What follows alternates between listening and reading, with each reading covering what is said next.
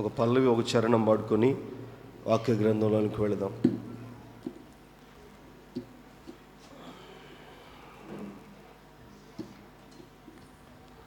గెత్సెమనే వనమందు నీ చెమట రక్తముగా మారినది.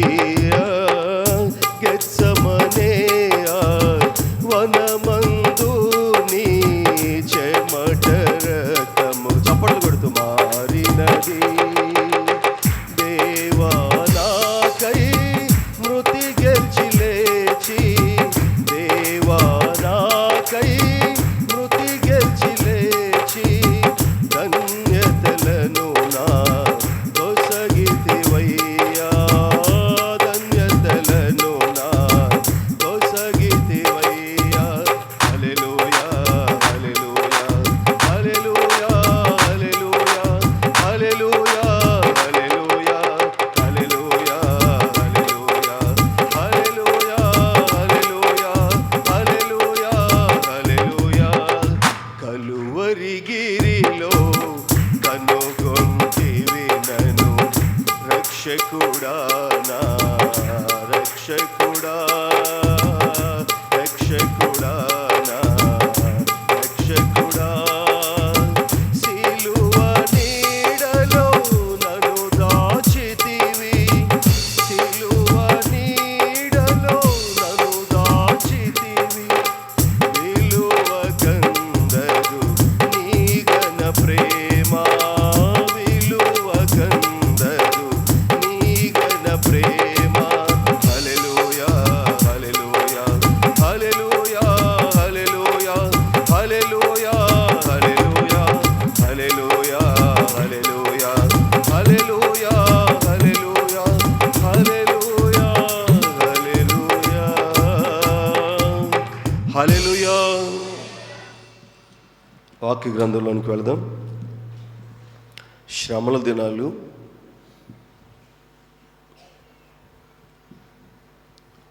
దేవుని యొక్క సిద్ధపాటు దినం కోసం ఇవన్నీ కూడా సిద్ధపాటు దినాలు. ఈ దినాలన్నీ కూడా ప్రతి ఒక్కరికి దేవునికరంగా ఆశీర్వాదకరంగా ఉండాలి. ప్రతి ఒక్కరికి కూడా ఇవి చాలా శ్రేష్టమైనటువంటి దినాలు. ఎంత శ్రేష్టమైనటువంటి దినాలంటే సంవత్సరంలో ఒక్క మారే జరిగించుకునేటువంటివి అని కాదు, కానీ ఇదిగో ఈ 40 దినాలు జ్ఞాపకం వచ్చినప్పుడల్లా సిద్ధపాటు మాత్రం తప్పక మనకు జ్ఞాపకం వస్తుంది. ఉపవాసం అనేది తప్పక జ్ఞాపకానికి వస్తుంది. ఉపవాసం ఉంటూ ఎప్పుడైతే మనం అలవాటు చేసుకుంటామో దేవుడి కార్యాలు కూడా మన ఎడలంతా చక్కగా జరిగిస్తాడు. ఉపవాసం చాలా శక్తివంతమైంది. ఒట్టి ఉపవాసం ఉంటే కాదు, కానీ ఉపవాసంలో ప్రార్థన కూడా ఉండాలి. ప్రార్థన లేకపోతే ఉపవాసం వ్యర్థం. ప్రార్థన కూడా కావాలి. ఆ ఉపవాస ప్రార్థన నిన్ను బలపరుస్తుంది, నీ కుటుంబాన్ని నిలబడుతుంది, నిన్ను ఉన్నతమైనటువంటి స్థలాల వైపుకు ఎక్కిస్తుంది. అంత చక్కనైనటువంటిది ఈ ఉపవాస దినాలు. ఈ దినాలను ప్రతి ఒక్కరు కూడా అంగీకరించి పాటించాలి. ఎందుకంటే దేవుడిచ్చినటువంటి మనకి ఇచ్చినటువంటి శ్రేష్టమైనటువంటి దినాలు తమ భక్తుల ద్వారా. వాక్యం అంటది, వాక్య గ్రంథంలో మీరు తెరిచి చూచినట్లయితే మత్తయి సువార్త 23వ అధ్యాయము, మత్తయి సువార్త 23వ అధ్యాయము 32వ వాక్యం. నేను చదువుతాను, మీరు వినండి. మీరును మీ పితరుల పరిమాణము పూర్తి చేయడి, సర్పములరా సర్ప సంతానమా, నరక శిక్షణను మీరు ఎలాగూ తప్పించుకుందరు. అందుచేత ఇదిగో నేను మీ యొద్దకు ప్రవక్తలను, జ్ఞానులను, శాస్త్రులను పంపుచున్నాను. మీలో వారిలో కొందరిని చంపి సిలువ వేదురు, కొందరిని మీ సమాజ మందిరములలో కొరడాలతో కొట్టి పట్టణం నుండి పట్టణమునకు తరుముదురు. వాక్యం. ప్రభు మాట్లాడుతున్న మాట, ఈ చక్కని మాట. ఎవరితో మాట్లాడుతున్న మాట? శాస్త్రులతో, పరిచయులతో మాట్లాడుతున్న మాట. సంఘ పెద్దలతో, పట్టణపు పెద్దలతో, వారందరితో మాట్లాడుతున్న మాట. మీ మధ్యకు నేను దేవుని బిడ్డలను, జ్ఞానులను, శాస్త్రులను, క్షమించండి, సావుకులను, ప్రవక్తలను పంపిస్తున్నాను. మునుపు పంపించాను, తర్వాత కూడా పంపిస్తాను. మునుపు పంపించినటువంటి వారిని మీరు చంపారు, వారి రక్తాన్ని చిందించారు. మరలా రాబోయే వారిని కూడా మీరు చంపుతారు, వారి రక్తాన్ని మీరు చిందిస్తారు. ఎందుకంటే దేవుని యొక్క బిడ్డలను, జ్ఞానులను, ప్రవక్తలను మీరు చంపుతారు, మీరు వదిలిపెట్టరు వారిని. ఎందుకంటే వారిని నేను ఏర్పాటు చేసుకొని మీ మధ్యకు పంపించాను. ఎందుకోసం మీ మధ్యకు పంపించానంటే, వారు మీ హృదయాన్ని కలిచివేసే మాటలు మాత్రమే మాట్లాడతారు, కానీ మీ శరీరాలను పెళ్ళగించే మాటలు వారు మాట్లాడరు. ఎందుకంటే వారు లోకంలో నుంచి రాలేదు, నేను వారిని ఏర్పాటు చేసి మీ మధ్యకు పంపించాను. దేవుడు అంటున్న మాట, లోకములో నుంచి వచ్చినటువంటి వారైతే మీ శరీరాలను గురించి, మీ లోక సంబంధమైనటువంటి బ్రతుకులను గురించి వారు ప్రస్తావిస్తారే కానీ, వారు మాట్లాడతారే కానీ, నేను పంపించినటువంటి బిడ్డలు వారి యొక్క బోధ, వారి యొక్క మాటలు మీ హృదయాలను పరీక్షిస్తాయి, మీ శరీరాలను కాదు. మీరు చేసినటువంటి తప్పులను, మీరు చేసే పాపములను, మీరు చేయించినటువంటి దోషమైనటువంటి క్రియలను బట్టి వారు మాట్లాడతారు కనుక ఆ మాటలు మీరు సహింపలేరు. అందుకే వారిని మీరు చంపుతారు. మునుపు చంపి ఉన్నారు, తర్వాత కూడా మీరు చంపుతారు. ఎందుకు అయ్యా మీరు వారిని చంపుతారు అని అంటే, వారు మీకు అసహ్యులుగా కనబడతారు. వారు మీకు అసహ్యులుగా ఎందుకు కనబడతారనంటే, వారి యొక్క నోటి నుండి జాలువారే ప్రతి దైవికమైనటువంటి మాట మీ హృదయంలో చొచ్చుకుంటుంది. అందుకే మిమ్మల్ని సర్పసంతానమా అంటున్నాను. మీరు చెరుపువారు, మీరు నమ్మదగిన వారు కాదు. ఎందుకు మిమ్మల్ని సర్పసంతానము నేను అనాలని అంటున్నాను అని అంటే, మిమ్మల్ని ఏమి ఒక్క పరిస్థితులను బట్టో, ఒక్క పాపాన్ని బట్టో, లేకపోతే ఒక సంతతిని బట్టో, ఒక తరాన్ని బట్టో మిమ్మల్ని మాట్లాడట్లేదు. మాట పూర్వము నుంచి మీరు ఇదే స్థితిలో ఉన్నారు. మీ స్థితి మారలేదు, మీ పరిస్థితులు మార్చబడలేదు. మీరు పూర్వము నుంచి ఏ పాపాన్ని అయితే చేస్తున్నారో, మీ పూర్వీకులు, మీ తల్లిదండ్రులు, మీ తాతలు ముత్తాతలు ఏ పాపాన్ని అయితే చేస్తున్నారో అదే పాపాన్ని చేయడానికి మీరు ముందుకు వస్తున్నారు, పురికొల్పుతున్నారు. కానీ మీరు పశ్చాత్తాపడి దేవుని సన్నిధిలో నమ్మకంగా బ్రతికే అనుభవంలోనికి రావట్లేదు. అందుకే మిమ్మల్ని సర్పసంతానమా అంటున్నాను. నిజమే,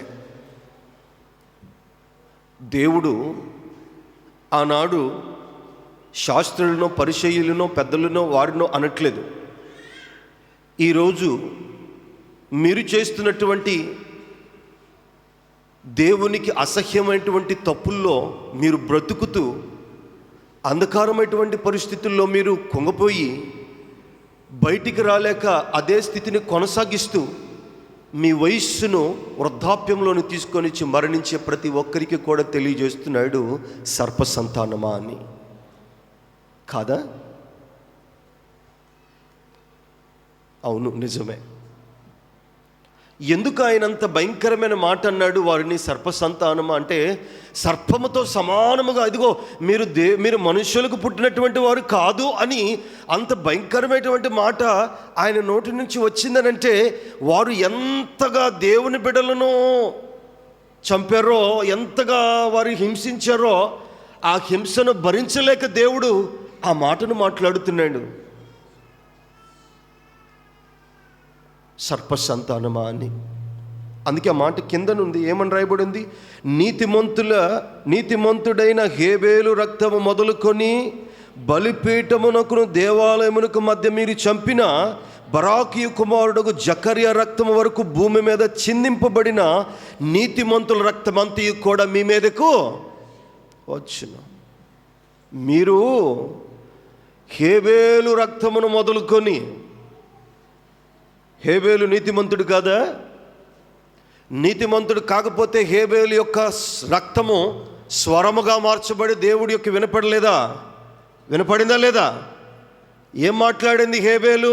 రక్తం మాట్లాడిందిగా దేవుడితోటి. హేబేలు మాట్లాడా? మాట్లాడలేదు.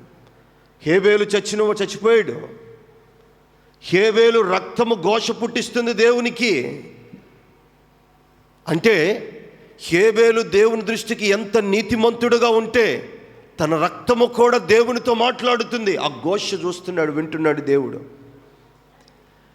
నీతిమంతుడైన హేబేలు రక్తము మొదటిగా చిందింపబడిన దేవుని బిడ్డలను, నీతిమంతులను చంపిన ఆ రక్తము మొదలుకొని, నేల మీద కాచివేయబడిన ఆ రక్తమును మొదలుకొని, బరాకియు కుమారుడైన జకర్యా రక్తము వరకు. జకర్యాను చంపారండి, దేవుని సేవకుడు, ప్రవక్త.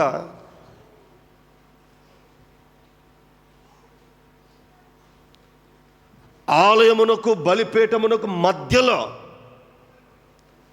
రాళ్ళు రువి కత్తులతో శరీరాన్ని చీల్చివేశారు. ఎందుకు అంత ఘోరమైనటువంటి మరణాన్ని చేశారో తెలుసా? చంపారో తెలుసా? వారి హృదయంలోనికి దేవుని మాటలు వెళ్ళడానికి ప్రయత్నిస్తూ ఉంటే వారికి నచ్చలేదు. దేవుడి మాటలు. వారు ఏం కోరుకుంటున్నారు? వారు ఏదైతే చెప్పారో వారికి తగినట్టుగా బోధిస్తేనే వారు ఇష్టపడుతున్నారు. వారికి నచ్చినట్టుగా జీవిస్తేనే వారు ఇష్టపడుతున్నారు. లోక సంబంధమైనటువంటి వ్యామోహాల గురించి మాట్లాడితేనే వారు ఇష్టపడుతున్నారు. పాపము గురించి మాట్లాడినా, దేవుని వాక్యం వారు చేసే తప్పుల వల్ల ఆ పరీక్షలోకి వస్తున్నా కానీ వారు సహింపలేకపోయారు. అందుకే జకర్యాను బలిపీఠంకు, దేవాలయమునకు మధ్యలో బలిపీఠం మీద చంపేశారు. రాళ్లతో కొట్టి చంపేశారు. ఎంత గొప్ప సేవకుడో తెలుసా జకర్యా? దేవుని యొక్క మందిరాన్ని యెరూషలేము కట్టడానికి పూనుకున్నటువంటి మొదటి ప్రవక్త.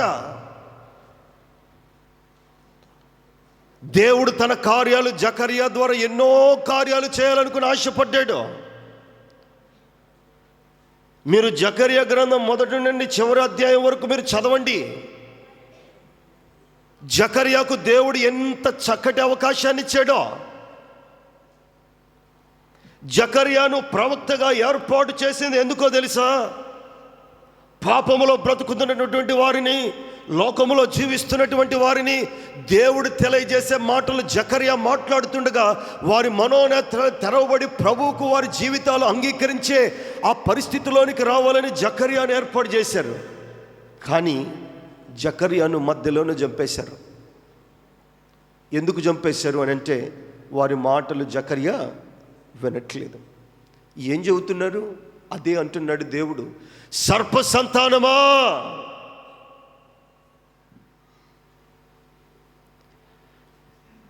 రాబోయే నన్ను కూడా మీరు సిలువ వేస్తారు. ప్రభు వారు మాట్లాడుతున్న ఖచ్చితమైన మాట.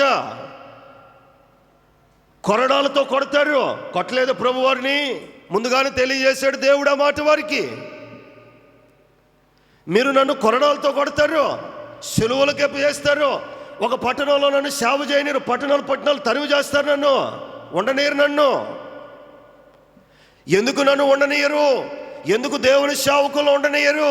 ఎందుకు దేవుని యొక్క వాక్యాన్ని ఉండనీయరు అని అంటే, ఇదిగో మీరు పైకి కనబడేటువంటి అందమైనటువంటి వాటిని చూస్తారు.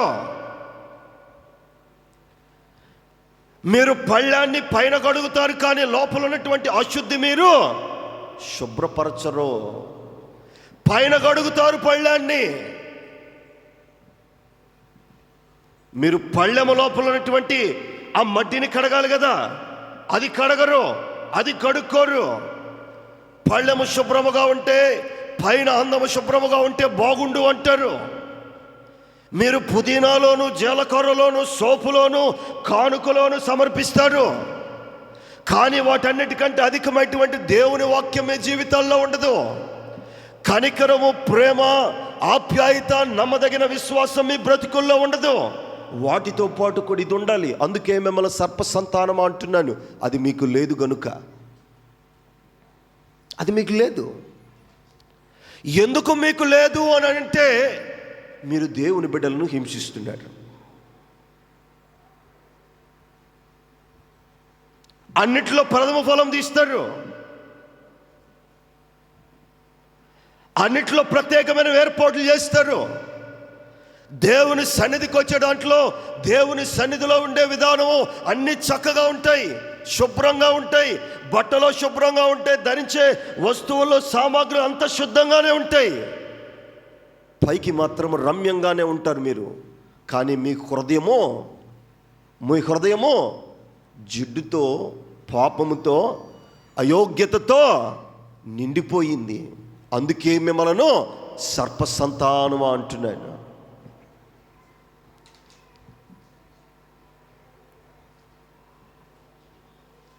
దేవుడు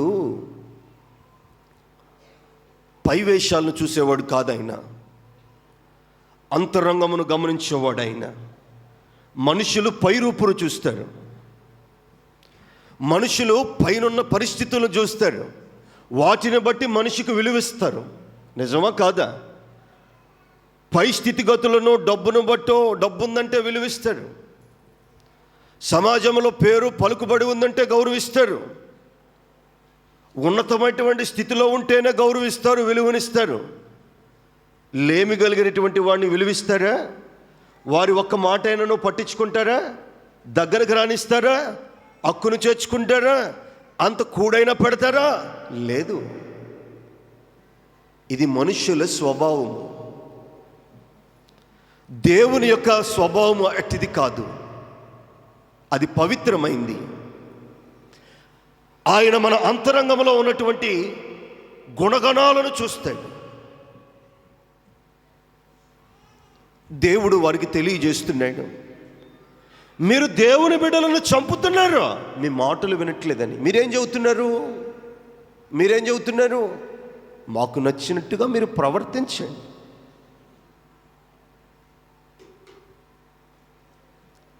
యాజకుడైన జకర్యా, ఎలిజబెత్ భర్త జకర్యా వాస్తవానికి ఆలయములో, మందిరములో నాడు సంవత్సరానికి ఒక్కొక్క యాజకుడికి 2 సార్లు అవకాశం వస్తుంది దేవుని సన్నిధిలో యాజకత్వం చేయడానికి.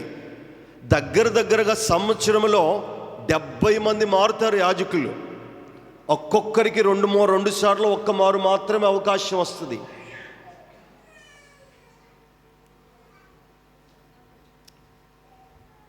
అయితే ఆ అవకాశం వచ్చినప్పుడే దేవుని దూత జకర్యాతో మాట్లాడింది. అవకాశం వచ్చినప్పుడే దేవుడు యాజకుడితోనే కాదు, సేవకుడితోనే కాదు, మనతో కూడా మాట్లాడతాడు. అప్పుడైతే 1 మారో 2 మారులో మాట్లాడేటువంటి ఆనవాయితీ ఎప్పుడైతే ప్రభువును సిలువకు అప్పచెప్పారో, దేవాలయపు తెర చినిగిపోయిందో, ఇక్కడ అడ్డుగోడు లేదు. దేవుడు ఎప్పుడైనా మనతో మాట్లాడే ఆ పరిస్థితిని మనకి కలుగు చేశాడు. మనకు అలాంటి పరిస్థితి కలుగు చేసినా కానీ మన హృదయాలు మారట్లేదు. దేవుడే స్వయాన మనతో వచ్చి మాట్లాడిన బ్రతుకులు మారట్ల. దేవుడే మన మధ్య నిలిచి దేవుని యొక్క మాటలు చెప్పినా మన జీవితాలు మార్చుకోవట్ల. కారణం ఏమిటనంటే, ఇదిగో సర్ప సంతానము వలె జనులు ఉన్నారు. సర్ప సంతానము వలె. జకర్యా చేసిన తప్పేంటి? ఏం పాపం చేశాడని అతన్ని ఆ రీతిగా కొట్టి చంపారు? దేవుని ఆలయంలోనే నరికి పడేశారు. ఏ తప్పు చేశాడని? దేవుని మాటలు చెప్పడం తప్ప, వారి హృదయాలను పరీక్షించడం తప్ప, ఆత్మీయంగా వారిని ముందుకు తీసుకొని రావడం తప్ప, వారి కుటుంబాలను కట్టుకోమని చెప్పడం తప్ప, అది వారు తప్పుగా ఎంచుకున్నారు.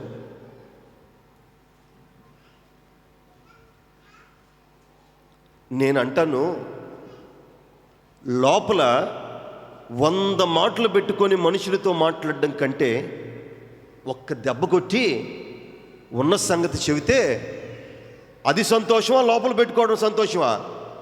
చెప్పండి మీరే.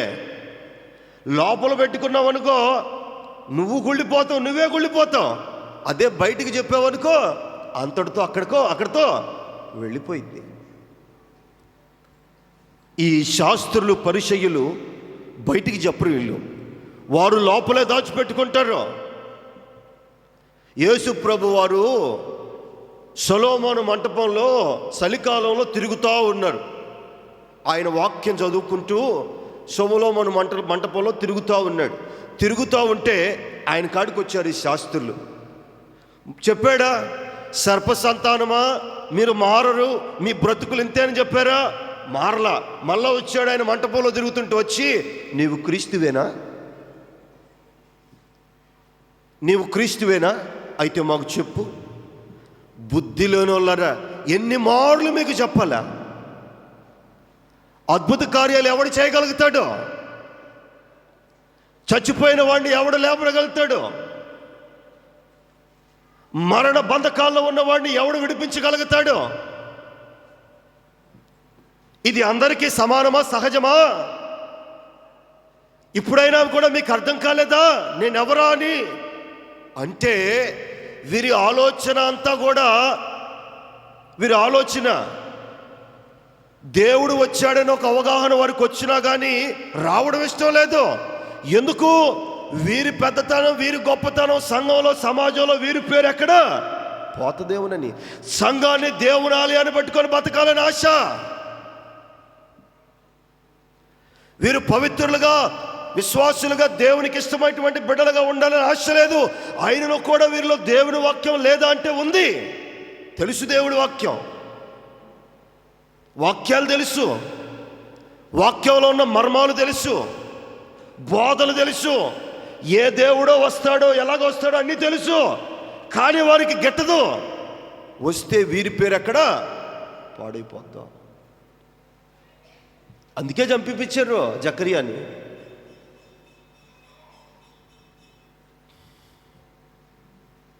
ఇప్పుడు హేబేలును చంపించింది కయ్యోనేనా? కయ్యోను చంపింది. కయ్యోను ఎందుకు చంపాడు? తమ్ముడికి ఘనత వస్తుంది, కయ్యోనుకు రాలా ఘనత. కయ్యోను ఘనత తెచ్చుకోవద్దని దేవుడు ఏమన్నా అన్నాడా? చెప్పాడా? చెప్పలేదుగా. యాకోబు కన్నా ఏశావే కదా, ఏశావును ఘనత తెచ్చుకోవద్దని దేవుడు అన్నాడా? అనలేదే.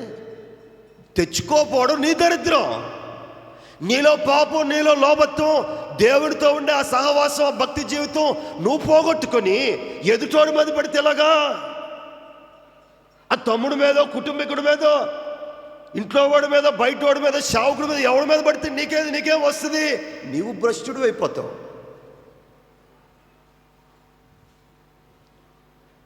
నీవు భక్తిగా ఎలాగ ఎదగాలో, దేవుని దగ్గరకు ఎలాగ చేరువవ్వాలో, దేవునిలో ఎలాగ జీవించాలో, దేవునితో ఎలాగ కుమ్మరింపబడే అనుభవాలు ఎలాగ పొందుకోవాలో దానికి నీకు వెళ్ళే నీవు ప్రయత్నం చేయాలి. కానీ వాడెవడో చేస్తున్నాడని వాడి మీద పడితే ఏమొస్తుంది? దేవుడు అంటాడు, ఒకటే మాట అంటాడు, యాకోబు నా బిడ్డే, ఏశావు నా బిడ్డ కాదని నేను అన్నానా? నా బిడ్డే. కానీ నా బిడ్డగా ఉండే అర్హతను పోగొట్టుకున్నాడు. ఎందుకు పోగొట్టుకున్నాడు? జ్యేష్ఠత్వాన్ని అమ్ముకొని. కయ్యోను నేను ఏర్పాటు చేసిన వాడినే, కయ్యోనుతో పాటు హేబేలును కూడా నేను ఏర్పాటు చేశాను. కయ్యోను చంపమని చెప్పానా? చెప్పలేదు. తాను లోక సంబంధి కయ్యోనును చంపాడు, హేబేలును చంపాడు. ఎవరిది తప్పు? దేవుడిదా, మనుషుడిదా? చెప్పండి, ఎవరిది తప్పు? మనుషుడిదా, దేవుడిదా? మనుషుడిదే. సొంత పనులు, లోక సంబంధమైన సొంత పనులు, వ్యర్థమైన పనులు, దేవుడికి ఇష్టం లేని పనులు చేసుకుని మనకు మనమే గుంటలో పడుతున్నాం. మనం తీసుకున్న గుంటలో మనమే పడతాం.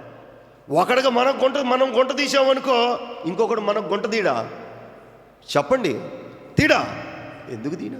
ఒకడిగా మనం తీస్తే మనకు ఇంకొకటి తీసేవాడు ఉంటాడు. మనమే తెలివి కళ్ళ వాళ్ళం, మనమే గొప్ప వాళ్ళం అనుకోవడం అది వెర్రితనం. మనకు ఇంకొకడు ఉంటాడు సిద్ధంగా. అందుకే అంటున్నాడు దేవుడు, సర్ప సంతానమా అని.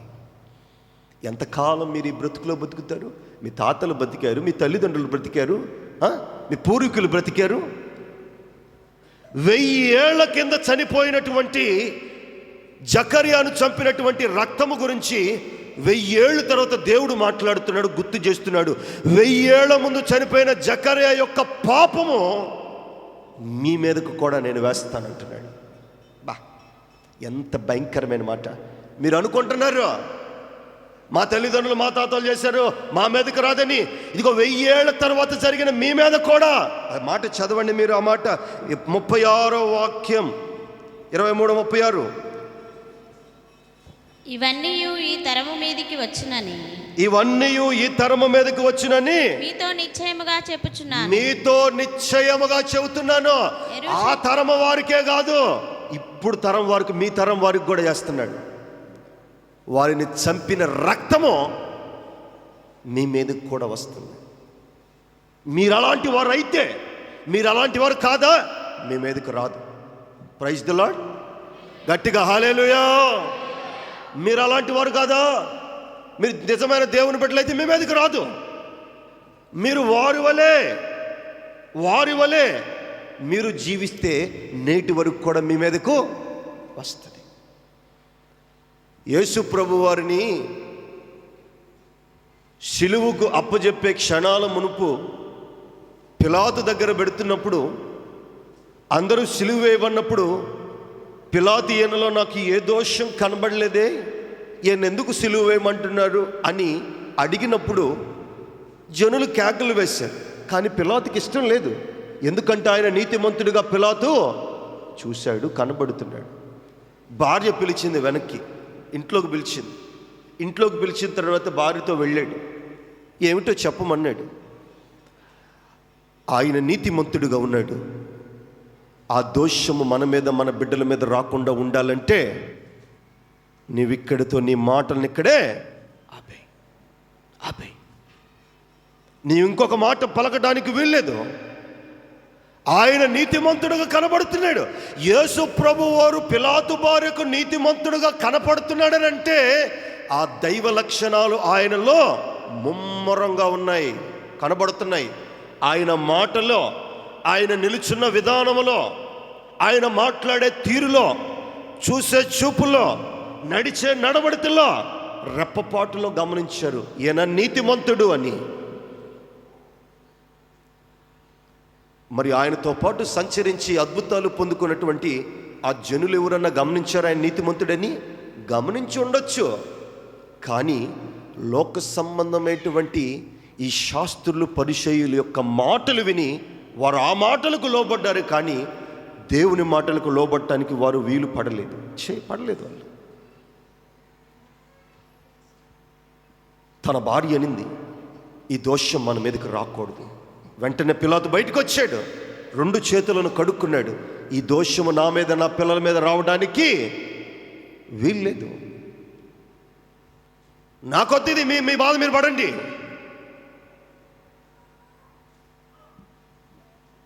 దేవుడు అంటున్నాడు, ఈరోజు మీతో సూటిగా మాట్లాడుతున్నాడు దేవుడు కూడా. మరి ఆ ప్రవక్తల యొక్క రక్తము కారిన, భూమి మీద కారిన ఆ రక్తము సాక్ష్యం ఇస్తుంది.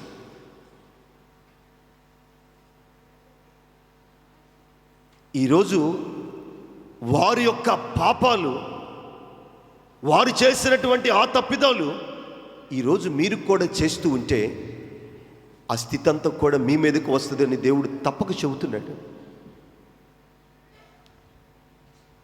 వారైతే మనుషులను చంపారు, మీరైతే మనసులను చంపుతున్నారు. చంపట్లేదా? దేవుడికి ఇష్టమైనటువంటి బిడ్డలు చంపట్లేదా? వారి హృదయాలు చంపట్లేదా? ఎవరైనా విశ్వాసంగా దేవునిలోకి వస్తావుంటే ఏం పోతావులేని వాడిని ఆపుతావు. ఎవరైనా నమ్మకంగా పరిచర్లో ఉంటే నువ్వేం చేస్తావు, అక్కడ ఆపుతావు. నువ్వు కాకపోతే ఇంకొకరు లేరని ఆపుతావు. ఇది కాదా? వారు మనుషులను చంపారు, నువ్వు మనసులను చంపుతున్నావు. ఆ మాట మీరు చదవండి. మత్తయి సువార్త 23వ అధ్యాయము 27వ వచనం. అయ్యో వేషధారులైన శాస్త్రులారా, పరిసయ్యులారా, మీరు సున్నము కొట్టిన సమాధులను పోలి ఉన్నారు. అవి వెలుపల శృంగారముగా ఆగపడును గాని లోపల చచ్చిన వారి ఎముకలతోనూ సమస్త కల్మషములతోనూ నిండి ఉన్నవి. అలాగే మీరు వెలుపల మనుషులకు నీతిమంతులుగా నీతిమంతులుగా నగపడుచున్నారు గాని లోపల వేషధారణతోనూ అక్రమముతోనూ నిండి ఉన్నారు. ఇప్పుడు చెప్పండి, ఇప్పుడు వారు సర్ప సంతానమా కాదా? సర్ప సంతానమే. వారు పైకి సమాధుల మీద కొట్టబడిన సున్నంలాగే ఉన్నదట. లోపల జీవం లేనటువంటి ఎముకలు ఎలాగున్నాయి, వాళ్ళ బ్రతుకులు అలాగా ఉన్నాయి. వారి కాడికి పైన అందాన్ని చూపిస్తున్నారే కానీ లోపల అందాన్ని దేవుడు చూస్తాడు. ఆయనకు చూపించాలన్నటువంటి ఆలోచన వారికి కలగల. ఈ కాడికి పై రూపం.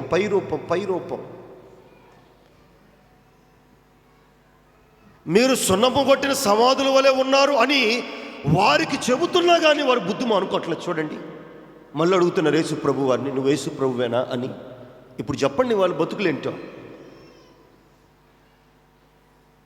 మీరు అంధకార సంబంధులై ఉన్నారు, పాపిష్టి వారులై ఉన్నారు, ఇకనైనా మారండి, సమయం ఉందని వారికి చెబుతున్నా కానీ మరలా మాటలు గ్రహింపకుండా నీవు యేసు ప్రభువేనా అని అడుగుతున్నారు వీళ్ళు. అంటే వీళ్ళు మారేవారేనా? మారే బుద్ధిలలో ఉందా? మార్చబడే గుణలక్షణాలు వీరిలో ఉన్నాయా? యేసు ప్రభు వారి పాపాన్ని బయటికి తీసి చదువుతున్నాడు. ఎవరండి పాపాన్ని బయటికి తీసి చెప్పేది? ఎవరైనా ఉన్నారా? చెప్పండి. ఎవరి పాపం వారికే తెలుసు, దేవుడికి తెలుసు. ఇంకెవరికైనా తెలుసుదా? నీవు చేసిన పాపం ఎవరికైనా తెలుసుదా? తెలీదు. కనిపించాయి కొన్ని ఉంటాయి, కనపడకుండా లోపల చేసాయి ఇంకొన్ని ఉంటాయి, విచ్చలవిడిగా ఉంటాయి. మనుషుల కళ్ళకు కనపడే పాపాలు కొద్దిగైతే జనాలను ఇంట్లో వాళ్ళు కప్పుపుచ్చి లోపల చేసే పాపాలు ఎన్నో. కానీ దేవుడు ఆ లోపల చేసినటువంటి పాపాలన్నీ కూడా బయటికి తీసి వారికి చెబుతున్నా కానీ వారికి బుద్ధి రాలేదంటే ఈ పాపాలు, నేను చేసిన పాపాలు ఎవరు కూడా చూడలేదే, నేను చేసిన పాపాలు జనాల్లో కాదే, నేను చెగట్లో అగాధంలో చేశానే, ఈ పాపం ఈయనకి ఎలాగ తెలుసు అనే ఆలోచన రావాలా లేదా? నేను చేసిన నరమానుడికి తెలియదు కదా, మరి ఈయనకి ఎలాగ తెలిసినాయి అనే ఆలోచన రావాలి కదా. రావట్లా. ఎందుకు రావట్లేదంటే అందుకే సర్ప సంతానమా అంటున్నాడు.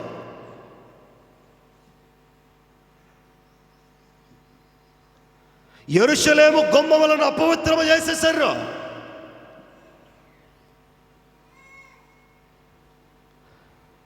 దేవుని యొక్క ఆలయంలో కేవలము ఇదిగో ఒక దొంగల గుహగా మార్చివేశారు, కానీ పరిశుద్ధమైనటువంటి వాతావరణాన్ని కనబరచనేయలేదు వారు. ఎందుకంటే ఎవరైనా దేవుని సన్నిధిలో ఆత్మీయమైనటువంటి వాక్యాలు వివరిస్తూ ఉంటే అట్టి వారికి అక్కర్లా, అక్కడ అట్టి యాజకులు అక్కడ అక్కర్లా, అట్టి దేవుని బిడ్డలు అక్కడ అక్కర్లా. కానుకలు పెంచేవాడు, వారికి చెప్పినట్టు వారికి తోచినట్టు నడవడిచేవాడు, వారు చెప్పినట్టు బోధించేవారు వారు ఇష్టపడుతున్నారు, ఉంచుతున్నారు. వారికి నచ్చలేదా? వారు చెప్పిన మాటలు వినబడలేదా? చెప్పడానికి ప్రయత్నం చేయలేదా? ఇక అక్కడి నుంచి వెళ్ళిపోయారు. అందుకే దేవుడు అంటాడు, ఆ పట్టణాన్ని, ఆ యెరూషలేము గుమ్మములు మాట్లాడుతూ ఉంటే దేవుడు ఎంత ఘోషతో ఆ మాటలు మాట్లాడుతున్నాడు. ఆ గుమ్మములు పాపముతో నిండిపోయి ఎటు చూసినా అగాధమే చీకటే కనపడుతుంది, కానీ కొద్దిగా కూడా పవిత్రత కనబడినప్పుడు దేవుడు మాట్లాడుతున్న మాట ఏమని మాట్లాడు తెలుసా? 57వ వాక్యంలో, యెరూషలేమా యెరూషలేమా, నిన్ను నా ఒడిలో నా రెక్కల మాటున ఎన్ని వత్సరాలు కాపాడాను, కానీ నీవు మార్పు చెందలా. సిగ్గులేని వారిగా ఉన్నారు. వాక్యం మీ హృదయంలో ఉంచుకోవట్లేదు. మీ బ్రతుకులు ఎప్పుడు కూడా నయవంచన అనుభవాలు తప్ప భక్తితో గడిపిన ఒక్క క్షణమైన మీ జీవితాల్లో లేదు. అందుకే మిమ్మల్ని సర్ప సంతానమా అంటున్నాను. ఆ మాట అన్న తర్వాత మనిషికి పుట్టినోడు ఎవడైనా మార్పు చెందాలా? దేవుడే ఆ మాట అంటున్నప్పుడు మనిషికి పుట్టినోడు ఎవడైనా మార్పు చెందాలా? యేసు ప్రభు వారే సర్ప సంతానమా అంటున్నప్పుడు ఎట్లాంటి పాపైనా, ఎట్లాంటి అపవిత్రంలో బ్రతుకుతున్న వాడైనా మార్పు చెందాలి. యేసు ప్రభు వారి చేత ఇంత భయంకరమైన మాట మాట్లాడించుకున్నాను నేను.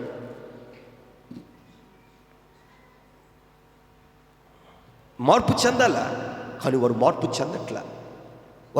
చెందట్లా. ఎందుకంటే వారి గుణాలు, వారి ఆలోచనలు, వారి తలంపులు లోకమును బట్టి నడుచుకుంటున్నాయి, కానీ దేవుణ్ణి బట్టి నడుచుకునేటువంటి అనుభవంలోనికి రాలేదు. అందుకే వారు చంపారు వారిని. దేవుడు అన్నాడు, హేబేలు రక్తం మొదలుకొని బరాకే కుమారుడు జకర్యా రక్తం వరకు మీరు చంపారు. అది మాత్రమే కాదు, రాబో తరములో ఉన్నటువంటి జ్ఞానులను, శాస్త్రులను, దేవుని బిడ్డలకు కూడా మీరు సిలువ వేస్తారు, పట్టణాల నుంచి పట్టణాలకు తరుముతారు. యేసు ప్రభు వారే భయపడ్డాడండి. యేసు ప్రభు వారే వారు పెట్టినటువంటి శిక్షల శోధనలు బట్టి. ఎందుకంటే లోక మనుష్యుడికి ఈ లోకంలోకి వచ్చాడు కాబట్టి, నరమానవుడుగా వచ్చాడు కాబట్టి దాక్కొని వెళ్ళాడు. దాక్కొని పడవెక్కి వెళ్ళిపోయాడు గలిలయకి. ఎందుకంటే ఆయన సమయం ఇంకా రాలేదు కదా. దేవుని సేవకులను, శిష్యులను గంపలో తీసుకొని వెళ్ళిపోయారు. దేవుని బిడ్డలో చంపేస్తారేమో నేను, గంపల్లో, కుండల్లో, ఓడ అమరములో ఎక్కడ చంపుతారో ఇలాంటి సేవకుడు మా మధ్య ఉండకపోతే ఎక్కడ ఎలాగా అని.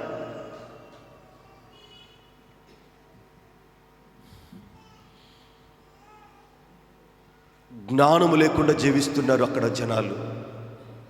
వారి బ్రతుకులు, వారి స్థితిగతులు దేవుని బిడ్డలను స్థిరముగా నిలవనీయట్లేదు.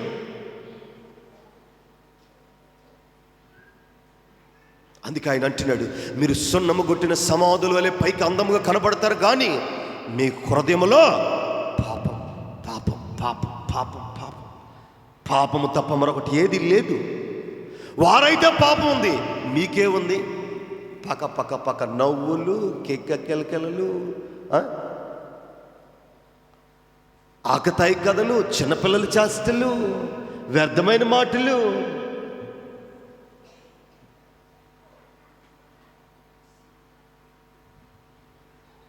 ప్రభు చూస్తున్నాడు ప్రతి ఒక్కరిని. ఆయన కనుసైగలో నుంచి ఎవరు కూడా దాటిపోలేరు.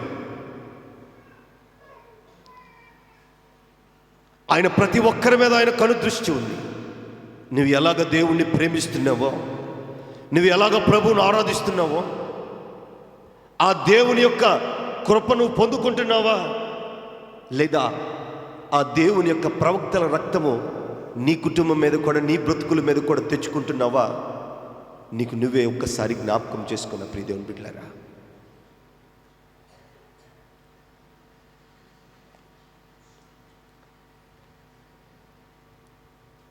జకరియా తండ్రి 2వ దినవృత్తాంతం గ్రంథంలో 24-23 ఇంకొక సేవకుడు ఉన్నాడు జకరియా, ఇంకొక జకరియా. ఆ జకరియాని కూడా చంపారు. వాళ్ళ తండ్రి గొప్ప సేవకుడు, దేవుని కోసం సాక్ష్యం పలికినవాడు, దేవునికి నమ్మకంగా ఉన్న మాటలు చదవండి. 2వ దినవృత్తాంతం గ్రంథం 24వ అధ్యాయము 36వ వాక్యం.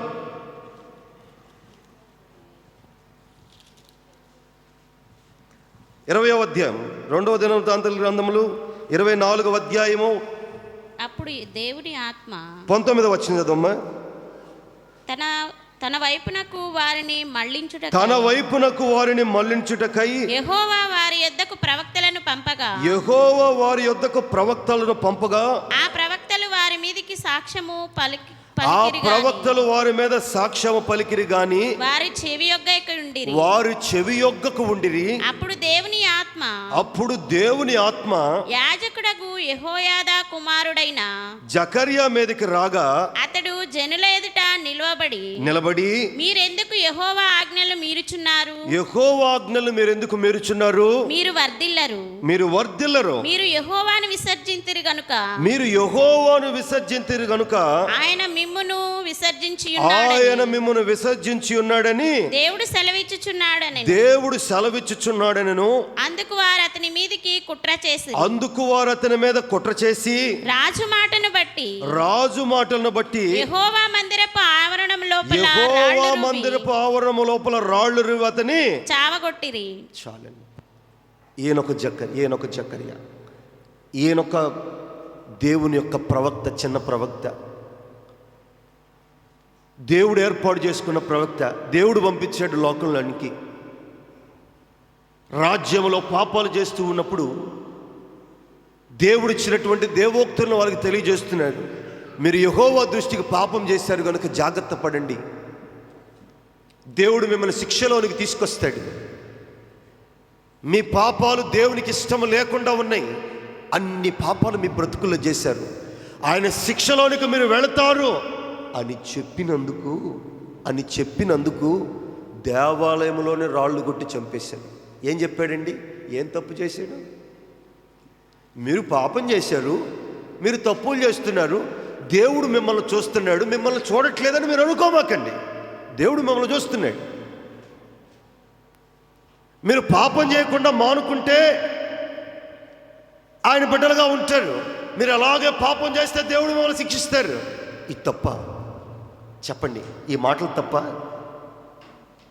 తప్ప? దానికి రాళ్ళు రువ్వి చంపేశారు దేవుని ఆలయంలోనే. వారి మంచి కోరుకుంటూ వారిని గుచ్చి వారి దేవునిలోనికి నడిపించాలని, దేవుడి దగ్గరకు తీసుకొని వెళ్ళాలని ఆ సేవకుడు ఆశపడుతూ ఉంటే, ఆ సేవకుడి ఆలయంలోనే రాళ్లతో రక్తం వచ్చేటట్లుగా, తలలో పగిలిపోయేటట్టు శరీరం అంతా కూడా గొల్లయిపోయే రీతిగా కొట్టి చంపేశారు దేవుని యొక్క బలిపీఠం మీదనే. ఎంత ఘోరమైన శిక్ష వాళ్ళకండి. ఏమన్నాడు? మీరు మారు మనసు పొందండి అన్నాడు. ఇంకేమన్నా అడిగాడా? మీరు నాకు బంగారం వేయండి, జేబులో పెట్టుకొని పోతానని అన్నాడా? ఏమల్లా? మీ ఆస్తిపాస్తులు ఇవ్వండి, మీ ఇంట్లో ఇవ్వండి, ఇవ్వండి, మీకు లేకపోయినా నాకు తీసుకొని రండి అని అడిగాడా? అడగలా. మీరు బాగుండండి, మీ కుటుంబాలతో రక్షింపబడండి, దీవించబడండి, అది అడిగాడు. కానీ ఇంకేమైనా అడిగాడా? ఒకవేళ నేను కూడా మీ బొంకుల్లోయో లేకపోతే మీ కొట్టులో మీ ఇళ్లలోయో బంగారం మొత్తం రోజు తీసుకోండి అంటే కొట్టు అడకపోవటమే మంచిది.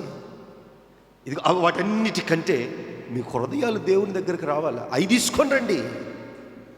మీ బంగారము, బోళము, సాంబ్రాణో, ఇది వాటన్నిటికంటే విలువైన మీ హృదయాన్ని తీసుకొని రండి దేవుడి దగ్గరకు.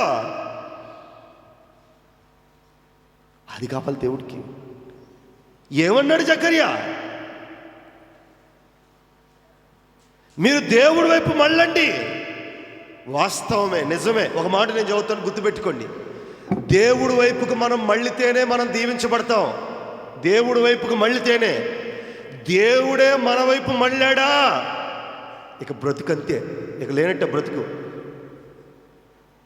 దేవుని చూసే శక్తి మనకుందా? లేదు. ఆయన వీపును చూస్తేనే మోషే అల్లాడిపోయాడు, నిద్ర పట్టలేదంట కొన్ని దినాలు. అంత వెలుగుతో వచ్చిందంట ఆ వీపుకే. ఇక ముఖాన్ని చూసేటువంటి పరిస్థితి ఉందా? లేదు.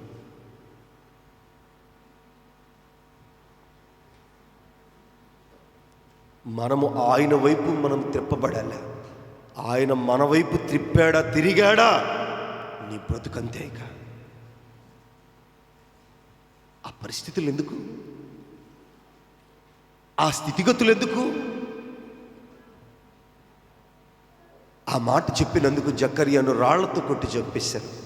అట్లాంటి వారిని సర్ప సంతానం మనకి ఇంకేమంటాడు దేవుడు? కోడి పిల్లలను ఎలాగ కాచి కాపాడిందో మిమ్మల్ని అలాగా కాచి కాపాడా. ఏం రోగం వచ్చి మీరు నాశనం అయిపోతున్నారు? ఏం తక్కువ చేశాను మీకు? సమస్తం ఇచ్చా మీకు. మీరు అడిగిన దానికంటే అధికముగా మీ ముందుంచాను. మీరు సంతోషంగా ఉండి దేవుని కృపకు పాత్రలుగా ఉంటాం మానుకొని దేవుని సేవకులు చంపుతారు. మీరు జ్ఞానులను, పవిత్రులను, భక్తులను నాశనం చేస్తారు. మీరు ఎక్కడికి పోతే దోషం తెప్పిస్తా. దోషం 1000 ఏళ్ళు కాదు, 10,000 ఏళ్ళు గడిచిపోయినా ఆ దోషాన్ని మీ మీద, మీ కుటుంబాల మీదకి మళ్ళీ ఇస్తానన్నాడు. దేవుని స్తోత్రం. గట్టిగా హల్లెలూయా. చేతులు ఉన్నాళ్ళు హల్లెలూయా. ఎక్కడికి పోనివ్వు నా దోషాన్ని. మీరు అనుకుంటారు మర్చిపోతారు, జనాలు మర్చిపోవచ్చు, నీ తరం మర్చిపోవచ్చు, కానీ ప్రతి తరం నా దగ్గర ఉంది. నేను మర్చిపోను. నేను మర్చిపోను.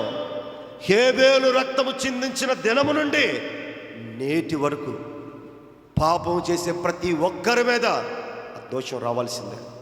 మీరు కూడా సర్ప సంతానములో చేరిపోవలసిందే.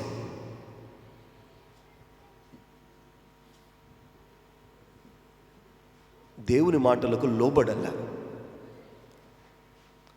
దేవుని కృపకు లోబడల్లా. ఎంతకాలం విర్రవీగుతాం? ఎంతకాలం విర్రవీగుతాం? ప్రపంచాన్ని శాసించిన హిట్లర్ విర్రవీగాడు. నా అంత మొగోళ్ళు లేడు అనుకున్నాడు. చిన్న లేదు, పెద్ద లేదు, ఎవడు చూసినా చంపేటివే. ఏమైపోయాడు? ఏమైపోయాడు? మట్టిలో కలవలేదా? కలిశాడు. గొప్పవాడు అనుకున్న అలెగ్జాండర్ ఉన్నాడు, ప్రపంచాన్ని వెళ్ళాడు. నా అంత గొప్పవాడు లేడన్నాడు. ఏమయ్యాడు? నేనేం తీసుకోలేకపోలేను రా బాబు. కనీసం నా ఒంటి మీద ఉన్న గొడ్డలు కూడా నేను తీసుకొని పోలేను, నా ఎముకలు కూడా తీసుకొని పోలేను. ఎర్రవెగ్గోడు దేవుడి దగ్గర. జాగ్రత్త నా ప్రియ దేవుని బిడ్డల, నా బిడ్డలుగా చెబుతున్నాను మీకు. ఎర్రవెగ్గోడు దేవుడి దగ్గర. దేవుడు ప్రతిదాన్ని లెక్కలోకి తీసుకొస్తాడు. ఎవరిని విడిచిపెట్టిడైనా మనం అనుకుంటాం, ఈ సమయం పోయిందిలే, నేను విర్రవీగాను అన్నానులే, నన్ను ఎవడనేవాడు ఉన్నాడులే అని అనుకోవచ్చు. దాని తర్వాత ఉంటుంది దాని లెక్క ఏంటో. కొన్నిసార్లు రెప్పపాట్లు కొడతాడు, కొన్నిసార్లు ఆలస్యంగా కొడతాడు. ఊరుకోడు దేవుడు, ఊరుకునేవాడు ఆయన కాదు. పాపమునకు జీతం మరణము, ఇదే నీకు ఇలలో నా ధర్మశాస్త్రము. పాపమునకు జీతం మరణము, ఇదే నీకు ఇలలో నా ధర్మశాస్త్రము. పాపమునకు జీతం మరణము, పాపమా మరణమా ఏది ధర్మము. పాపమా మరణమా ఏది ధర్మము. అది తెలుసుకొనుటయే మానవ ధర్మం. అది తెలుసుకొనుటయే మానవ ధర్మం. పాపమునకు జీతం మరణము, ఇదే నీకు ఇలలో నా ధర్మశాస్త్రము. పాపమునకు జీతం మరణము. నిజమే, నిజమే. పాపమునకు జీతం మరణమే. ఆ మరణం ఏంటిదో ఒకసారి జ్ఞాపకం చేసుకోవాలి. ఆ శాస్త్రులు అంటున్నారు, అని అంటున్నారు. ఎన్ని చెప్పినా వారికి సిగ్గు రావట్లేదు, బుద్ధి రావట్లేదు. దేవుడు చెబుతుంటే నేనే దేవుణ్ణి, నా మాట అంగీకరించండి అని అంటున్నా కానీ వారు ఒప్పుకోవట్లే. వారి మనసులో ఒప్పుకోవట్లే. లేఖనాలు వరకు బోధిస్తున్నా ఒప్పుకోవట్లా. ఎక్కడ వీరు పేరు పోయిద్దో, ఎక్కడ వీరు పేరు పోయిద్దో, యేసు ప్రభు పేరు ఎక్కడొచ్చిందో. దేవుని సేవకుడైన యోహాను, దేవుని సేవకుడైన యోహాను పంపించింది ఎవరండి? ప్రభువారే. ప్రభువారు యోహాను పంపించినప్పుడు యోర్దానులో బాప్తీసం తీస్తూ ఉన్నాడు. బాప్తీసం తీస్తూ ఉంటే ఆయన శిష్యులు, యోహాను శిష్యులు కొంతమంది వచ్చారు. ఎవరితో గొడవపడి వచ్చి యోహానుతో మాట్లాడుతున్నాడు. సేవకుడా, మీరు అన్నారు కదా నా వెనక వచ్చేవాడు గొప్పవాడని, నీతిమంతుడని, ఆయన చెప్పులు వారు మోయటకు కూడా నేను అర్హుని కాడని ఆయన అవతల ఒడ్డున బాప్తిసాలు ఇస్తున్నాడు. ఆయనేనా ఆయన అని అంటే దానికి యోహాను భక్తుడు అన్నాడు, నిజమే, ఆయన చెప్పుల వారను కూడా నేను ఇప్పుడుకు యోగ్యుడు కాదు. ఆయన బాప్తీసాలు తీస్తున్నాడండి. మీకంటే ఎక్కువ మందిని చేర్చుకుంటున్నాడు. తన శిష్యుల ద్వారా బాప్తీసాలు ఇప్పిస్తున్నాడు. మీకంటే అనేక మందిని సేవకులుగా మారుస్తున్నాడు అని అన్నందుకు లోక సంబంధి అయితే యోహాను కక్ష చెందుతాడు, అసూయ పడతాడు. కానీ యోహాను భక్తుడు అన్న మాట ఏమిటి తెలుసా? ఆయన చెప్పులు వారు మోయటానికి కూడా నేను యోగ్యుడను కాను. ఎందుకన్నాడు ఆ మాట? సేవకుడు ఆయన పంపించినటువంటి వాడు గనుక. అదే పంపినోడితే ఏమంటాడు? నాకంటే ఎక్కువ చేస్తున్నాడు, ఎటు చేస్తున్నాడు, అది కూల్చేయాలా, ఇంకా చేయకూడదు. వాడు చేయకుండా ఉండాలంటే వాడు దేంట్లో బలహీనమైనాడు దాంట్లో పెడదాం. వాడు పడిపోతాడు, ఇక వాడు నాశనం అయిపోతాడు వాడు అని ప్రయత్నాలు చేస్తూ ఉంటారు. వెనక గుంతలు తీస్తుంటారు.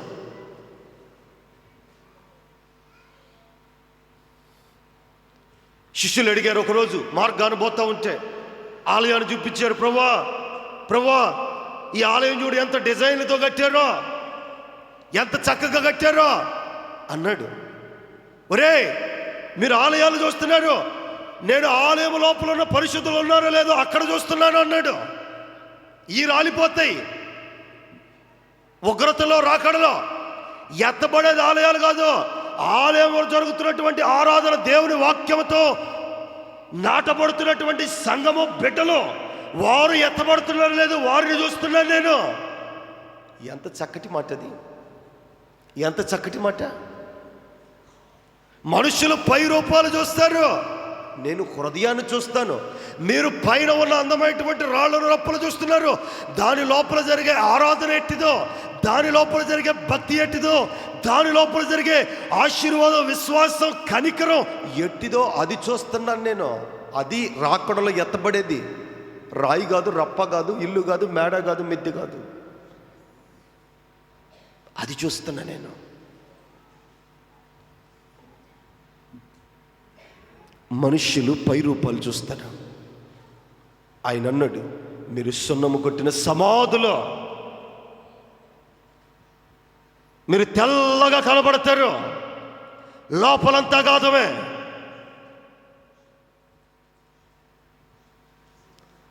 మీరు ఏ రీతిగా పై రూపాల్లో కలిగి ఉన్నారో ఎదుటి వాళ్ళు కూడా అదే రకంగా తయారు చేస్తారు.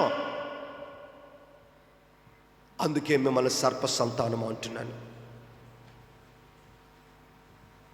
మీలో కొద్దిగైనా కూడా విశ్వాసం లేదు, మీరు కొద్దిగైనా కూడా మాదిరి లేదు. మీరు మార్చుకోకపోతే, మీ హృదయాలను మార్చుకోకపోతే, మీ జీవితాలను దేవుడి దగ్గర తీసుకోక రాలేకపోతే, మీ మనసులను దేవుడి సన్నిధిలో అర్పించకపోతే మీ బ్రతుకులు ఏమవునా అని దేవుడు అంటున్నాడు. వాస్తవమే కదండి ఈ మాట.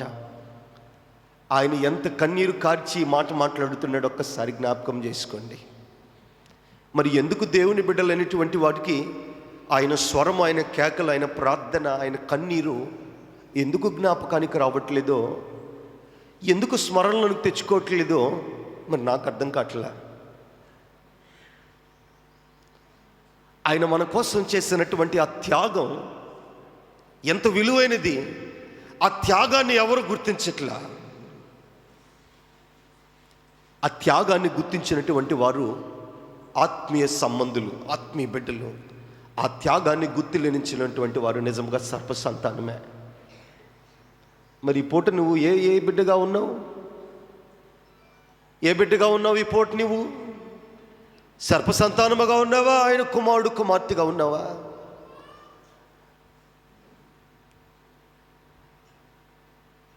వారికి చెబుతున్నారు, తర్వాత నన్ను కూడా శిక్షిస్తారు, సిలువకి అప్పచెబుతారు. చేశారు అలాగే, ఆయన అలాగే చేశారు. పట్టణాల నుంచి తరిమేశారు ఆయన్ని.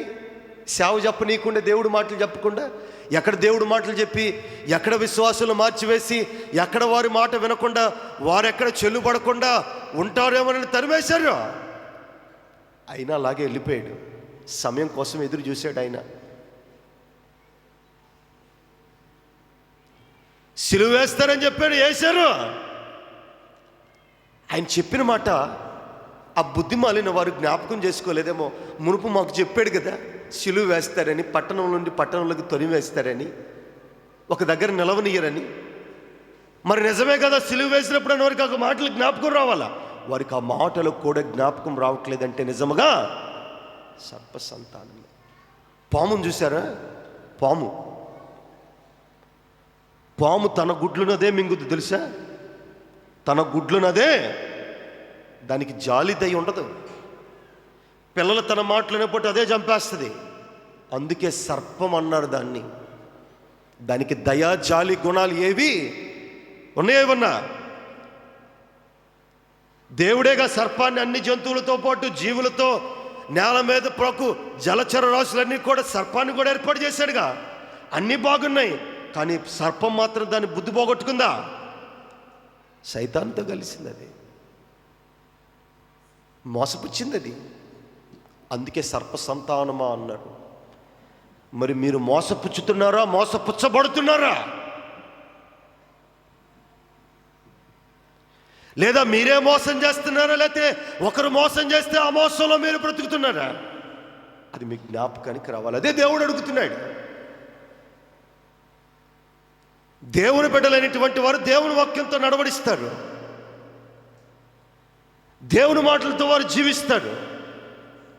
దేవుని వాక్యంతో వారు నెమ్మలించబడతారు, నెమ్మది కలుగు చేస్తారు. కానీ సర్ప సంతానం అలాగ కాదు.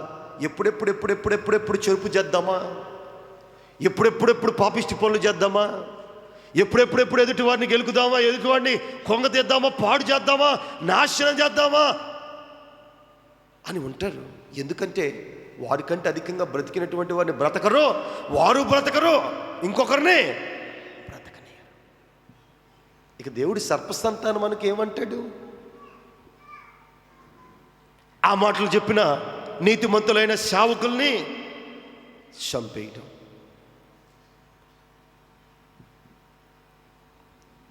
అందుకే సంవత్సరంలో 70 మంది సేవకులు మారుతున్నా కానీ కొద్దిమంది పేర్లు మాత్రమే లేఖనాల్లో రాయబడినాయి.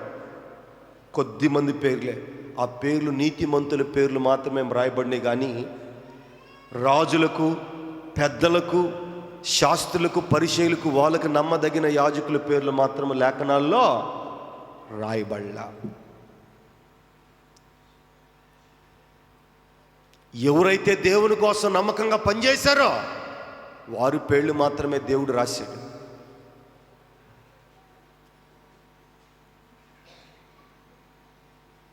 నా ప్రియ దేవుని బిడ్డలారా, మీతో చెబుతున్న ఒక్క మాటే మీరు జ్ఞాపకం చేసుకోండి.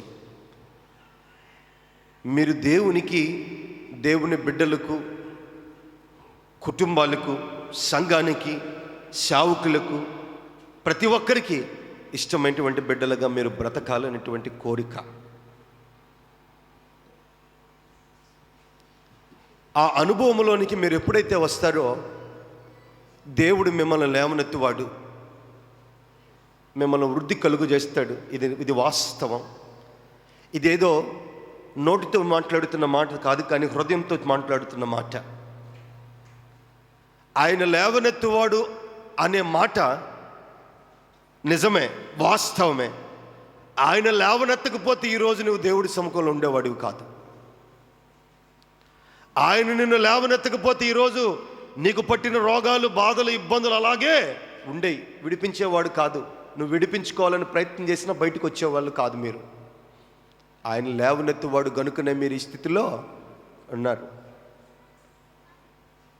దయతో జ్ఞాపకం చేసుకోనండి. ఈ శ్రమల కాలంలో, శ్రమల దినాల్లో మీరు సిలువ వేయకపోవచ్చు దేవుణ్ణి. యేసు ప్రభు వారిని మీరు ఏ మాట అనకపోవచ్చు. కానీ దేవుని మాటలు మాట్లాడుతున్న ప్రతి సేవకుని మీరు దూషించడం మంచిది కాదు. అది మీకు ఆశీర్వాదం కాదు.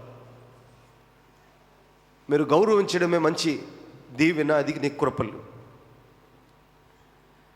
ఎందుకు బట్టి అంటే దేవుని యొక్క ఉగ్రతలు ఎవరి వారి క్రియలను బట్టి, ఎవరి వారి స్థితులను బట్టి వారికి వేస్తాడు. ఎవరిని ఆయన విడిచిపెట్టాడు.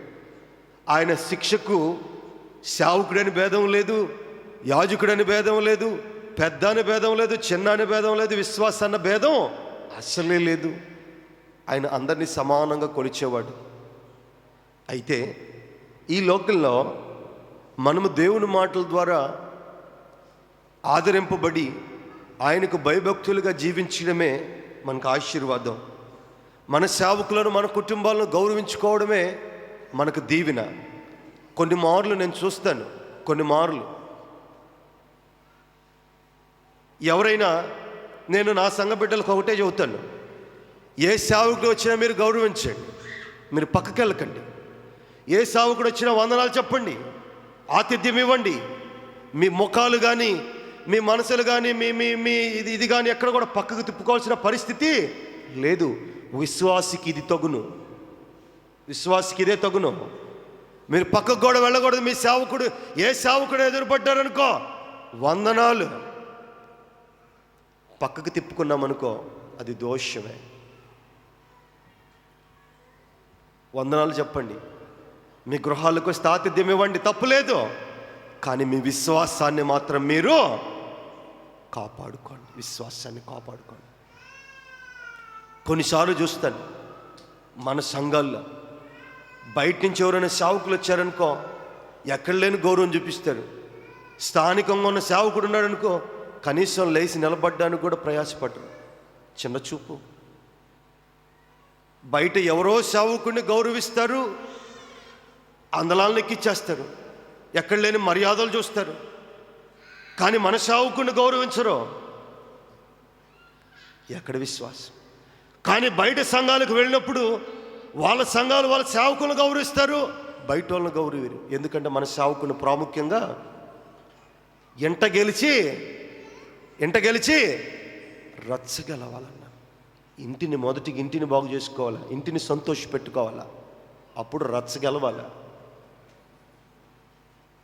మన సేవకుని మనం గౌరవించుకున్నప్పుడు చూసేవారు కూడా, చుట్టుపక్కల ఉన్న సంఘాల వారు కూడా సేవకుని ఎంత చక్కగా గౌరవిస్తున్నాడు, సేవకుడు ఎంత క్రమాన్ని నేర్పించాడటువంటి అవగాహన వారిలో వస్తుంది. మీరు గౌరవించలేదనుకో ఇక్కడేం క్రమం లేదు అని ఏదో ఒకటి పెట్టిపోతారు. అలాంటి పరిస్థితి ఈ సంఘంలో రావడానికి వీల్లేదు. ఈ సంఘంలో ప్రతి బిడ్డలు విశ్వాసంతో నింపబడి ఒకరినొకరు ఆదరించుకోకుంటూ, ఒకరినొకరిని ప్రేమించుకుంటూ, అనేకులను ప్రేమిస్తూ దేవుని ప్రేమను మాత్రమే కనపరచాలి. గట్టిగా ప్రభువుకు స్తోత్రం చెబుదాం. హల్లెలూయా. ప్రభువుకు మాత్రమే స్తోత్రాలు చెప్పాలా.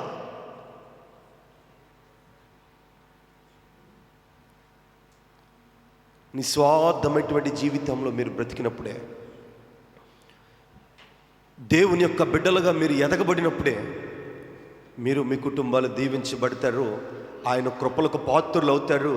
ఇదిగో ఆ రక్తము మన మీదకి, ఆ నీతిమంతుల రక్తం మన మీదకి కూడా రాకుండా ఉండాలి, మన బిడ్డల మీదకి, మన కుటుంబాల మీదకి రాకుండా ఉండాలంటే ఆయన దృష్టికి మనం పవిత్రులుగా బ్రతకాల్సిందే. నిన్ను కాపాడేది యెహోవా కృప తప్ప, ఆయన నామము తప్ప మరొకటి లేదు. నువ్వు బ్రతకలేవు. ఆయన నామం లేకుండా, ఆయన కృప లేకుండా నువ్వు బ్రతకలేవు. నువ్వు బ్రతకాలంటే, నువ్వు జీవించాలంటే ఆయన నామం ద్వారానే వెళ్ళాలి, ఆయన కృప ద్వారానే నువ్వు వెళ్ళాలి. అందుకే అన్నాడు, నేనే మార్గము, నేనే జీవమున, నా ద్వారా తప్ప ఎవడు పరలోక రాజ్యమునికి ఎక్కిపోవడానికి వీలు లేదు. నువ్వు ఆయన ద్వారానే రావాలి, ఆయనకే మహిమ కలగాల. మీరందరూ వలె, లోకస్తుల వలె, అన్యుల వలె మీరు నీతిమంతుల రక్తాన్ని చిందించకుండా, ఇదిగో నీతిమంతులను శిక్షించకుండా, బాధించకుండా, ఇదిగో మీరందరూ పరిశుద్ధుల జాబితాలో ఉంటూ దేవుని కృపలకు యోగ్యులుగా మీరు బ్రతకాలి అని అంటే మీరందరూ దేవుని కృపను పొందుకొని గట్టిగా ఆయన ఆనుకొని జీవించాలని ఈ మాటలు ముగిస్తున్నాను. అందరూ కూడా తల ఉంచుకొని కళ్ళు మూసుకున్నట్లయితే ప్రార్థన చేసుకుందాం. ప్రతి ఒక్కరు కూడా తల ఉంచుకొని కళ్ళు మూసుకున్నట్లయితే ప్రార్థన చేసుకుందాం. ఎవరు మౌనం ఉండకూడదు. ప్రతి ఒక్కరు కూడా తల ఉంచుకొని ప్రార్థన చేసుకుందాం. ప్రతి ఒక్కరు కూడా ప్రార్థన. సర్వకృపా కనికరమ కలిగిన పరిశుద్ధుడా, సర్వాధికారి మీకే స్తోత్రం. గొప్ప దేవా, నమ్మకమైన ప్రభువా, మీ కొందనాలు ప్రభువా. నైనా ఈ గొప్ప స్థితిని మాకు అనుగ్రహించిన విధానం బట్టి మీకే స్తుతులు స్తోత్రాలనైనా. గడిచిన ఆదివార దినము నుండి మరొక ఆదివార దినములోనికి నడిపింపజేసిన పరిశుద్ధుడా, మీ కొందనాలు. ప్రతి ఒక్కరు ప్రార్థనలు ఏకీభవించి, ఎవరు కూడా మౌనం ఉండకూడదు. ప్రార్థనలో గడపడానికి స్థితపడండి. దేవుడు మనతో ఈరోజు మాట్లాడాడు కదా, మరి మీరు ఆయనతో మాట్లాడరా? మీరు మాట్లాడే అనుభవం మీరు కలిగి ఉండండి. ప్రభువా, మా జీవితాలను మార్చండి. ఇదిగో ఆ నీతిమంతుల రక్తం మా మీద కూడా రాకుండా తప్పించండి. అలాగ మేము ఉండాలంటే భక్తిగా జీవించాలని మీ మాటల ద్వారా తెలుసుకున్నాం నాయనా అని మీరు విశ్వాసం ఎదగటానికి ముందుకు రండి. ఘనమైన దేవా, ఆశ్చర్యకరుడ, సమాధానకర్త, మీకు స్తోత్రం. మా బిడ్డలను దీవించండి, కుటుంబాలను బలపరిచి నైనా నీ అక్కడున్న శాస్త్రులు పరిశీలి. నీ బిడ్డలను అన్యాయముగా చంపారు. వారినే కాదు నాది నాయన, వారినే కాదు కదా, మిమ్మల్ని కూడా అన్యాయముగా సిలువు కప్పు చెప్పారు నాయన. సిలువు కప్పు చెప్పారు. అన్యాయముగా కొరడాలతో కొట్టించారు, నిందించారు, అవమానపరిచారయ్యా, అవమానపరిచారు. అలాంటి ప్రతి బతుకులు మా జీవితాల్లో ఉండకుండా చేయండి. అలాంటి అయోగ్యత మా బ్రతుకుల్లో లేకుండా చేయండి అని ప్రార్థన చేయన బిడ్డ. దేవుని బిడ్డలారా, ప్రార్థన చేయండి. దేవా, అన్యాయముగా నిన్ను శిక్షించారయ్యా.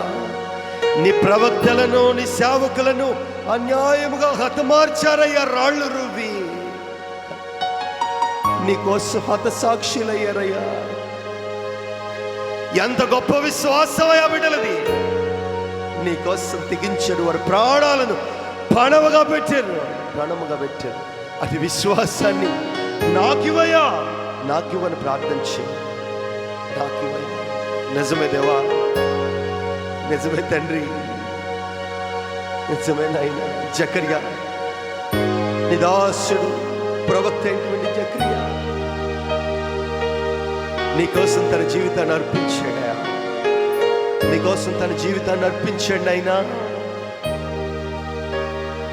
ఆ రీతిగా వారు చంపేస్తున్నా కానీ మారు మాట అయినా మాట్లాడుకోవట్లేదు. దేవునికి స్తోత్రం అన్నాడు. ఎంత గొప్ప విశ్వాసం! అందుకే మీ దాసుని మీ లేఖనాల్లో రాయించారు. ఎంత గొప్ప దేవుడా, ఎంత గొప్ప దేవుడు అయినా. అటు దేవుని బిడ్డలకు దయచేయి, అటు దేవుని బిడ్డలకు దయచేయండి. అటు విశ్వాసం, అటు కృపలని బిడ్డలకు దయచేయండి. గొప్ప దేవా, మీకే స్తోత్రం. ఆశ్చర్యకరుడ, మీకే వందనాలు. మా సంఘాన్ని, బిడ్డలను, కుటుంబాన్ని మీరు దీవించి ఆశీర్వదించి మీ కృపతో నింపి నీ పరిశుద్ధుల దీవెనలు నా బిడ్డల మీద దయచేయమని, కూడి వచ్చిన ప్రతి బిడ్డను ఆశీర్వదించి మీ వాక్యం చెప్పబడిన రీతిగా ఆ రీతిగా బిడ్డలు ఎదుగులాగున, పవిత్రపరుచుకొని జీవితాలు మీ వైపు తిప్పుకొనిలాగున, మీ యందు భయభక్తులు కలిగి మీలో నమ్మకంగా ఎదుగులాగున ప్రార్థన చేస్తున్నాను. ప్రార్థన ఆలకించండి దేవా. ఇదిగో నాయనా, ఈ మధ్యాహ్న కాల సమయంలో నీ సన్నిధికి చేరిన ప్రతి ఒక్క బిడ్డ మీద నీ ఆత్మను కుమ్మరించి మీ మేలును కలుగు చేసి మీ దీవెనలు, మీ ఆశీర్వాదాలు సదాకాలం బిడ్డల మీద కలుగు చేయండి. బిడ్డల ప్రతి అక్కరతను దీవించమని ఆశీర్వదించండి. వారి పనిబాట్లు బలపరచండి. వారు చేస్తున్న ఉద్యోగాలు స్థిరపరచండి. నీ కృపతో నింపమని, గర్భఫలం లేని వారికి గర్భఫలాలు ఇవ్వండి. ఇచ్చిన వారికి సుఖమైన ప్రసవాలు ఇవ్వండి. చదువుకున్న బిడ్డలు చదువును దయచేయండి, జ్ఞానమును దయచేయండి. బలహీనలుగా ఉన్న బిడ్డలు బలవంతులుగా దయ్యండి. హాస్పిటల్లో ఉన్న బిడ్డలను మంచి స్వస్థతను దయచేసి క్షేమంగా గృహానికి చేర్చి నీ కృపతో నింపి ఈ ఉదయకాల దీవెన నా బిడ్డల మీద కుమ్మరించమని, నీ వాక్యము వారి హృదయాల్లో నాటి ఫలించి ఫలింపులోనికి తెమ్మని, వచ్చిన బిడ్డలను రాళ్ళకి పెరుగుబడి సంఘమును దీవించి ఆశీర్వదించి నీ కృపతో నింపమని యేసుక్రీస్తు కృప కలిగిన నామమున అడిగి వేడుకుంటున్నావు తండ్రి. ఆమేన్.